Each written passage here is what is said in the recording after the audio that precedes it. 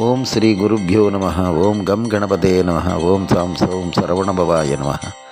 எல்லோருக்கும் வணக்கங்க. நான் நவநீத குருக்கள் பேசுகிறேன். எந்த நாளும் நல்ல நாளே அப்படின்னு ஒரு வாக்கியம் உண்டு. இது எப்படிங்க சொல்ல முடியும்? எல்லா நாளும் நல்ல நாளாக இருக்க முடியுமா? ஒரு நாள் கரி நாள் இருக்கும், ஒரு நாள் அஷ்டமி இருக்கும், பிரதம இருக்கும். இப்படிலாம் இருக்கும்போது எல்லா நாளும் எப்படிங்க நல்ல நாளாக இருக்க முடியும் அப்படின்னு நீங்கள் கேட்குறது என் காதில் விழருது. அதை பற்றி நம்ம விரிவாக பார்க்க போகிறோம். எல்லா நாளும் நல்ல நாள்னா ஒரு குறிப்பிட்ட நேரம் ஒவ்வொரு நாள்லேயும் நல்ல நேரம் இருக்குது. அந்த நேரத்தில் நல்ல காரியங்கள் செய்யலாம். இது வரைக்கும் நம்ம சேனலுக்கு வரலன்னு இப்போ தான் வர்றீங்கன்னா தயவு செஞ்சு சப்ஸ்கிரைப் பண்ணிக்கோங்க. பிடிச்சிருந்தால் லைக் பண்ணி ஷேர் பண்ணுங்க. எல்லாருக்கும் நல்ல விஷயங்கள் எல்லாருக்கும் போய் கிடைக்கட்டும்.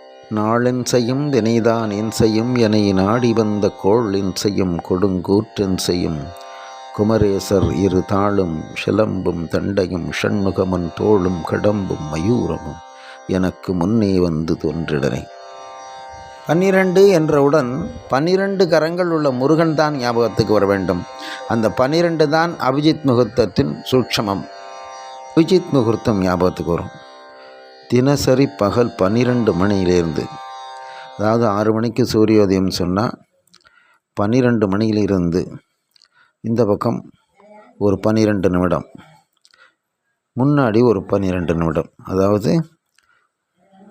11:48 12:12 வரைக்கும் அது அபிஜித் முகூர்த்தம். சூரியன் உச்சத்தில் இருக்கக்கூடிய நேரம். அப்படி சூரியன் உச்சத்தில் இருக்கக்கூடிய நேரத்தில் எந்த தோஷமும் கிடையாது. கரிநாள் கிடையாது, அஷ்டமி கிடையாது, பிரதம கிடையாது, எந்த தோஷமும் கிடையாது. யோகங்கள் மாறி இருந்தாலும் பிரச்சனை இல்லை.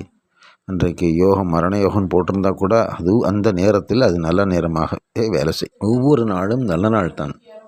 ஆனால் நம்ம எடுக்கிற நேரத்தை பொறுத்து இருக்குது. திருமணம் போன்ற சில முக்கியமான நிகழ்ச்சிகளுக்கு நல்ல நாள் பார்க்க வேண்டும். நல்ல நேரம், லக்னம் எல்லாம் பார்க்கணும். இது முக்கியமாக செய்ய வேண்டிய காரியங்களை அன்றைய தினம் செய்தே ஆக வேண்டும் என்ற காலகட்டாயம் இருக்கிற பொழுது இந்த அபிஜித் முகூர்த்தத்தை தேர்ந்தெடுத்து கொள்ளலாம்.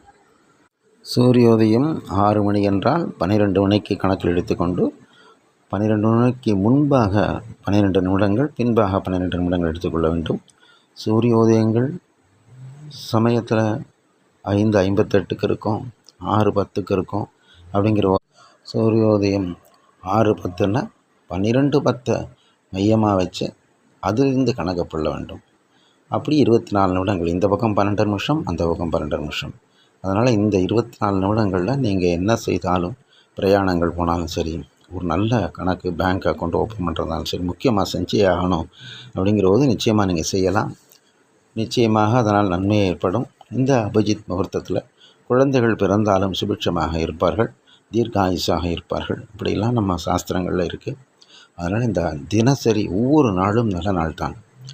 முருகப்பெருமானுடைய அனுகிரகத்தினாலே இந்த 12 என்றவுடன் முருகனுடைய ஞாபகம் வர வேண்டும் உங்களுக்கு.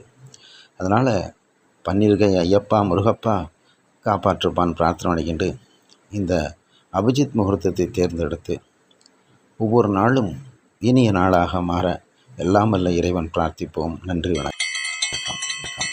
ஓம் சரவண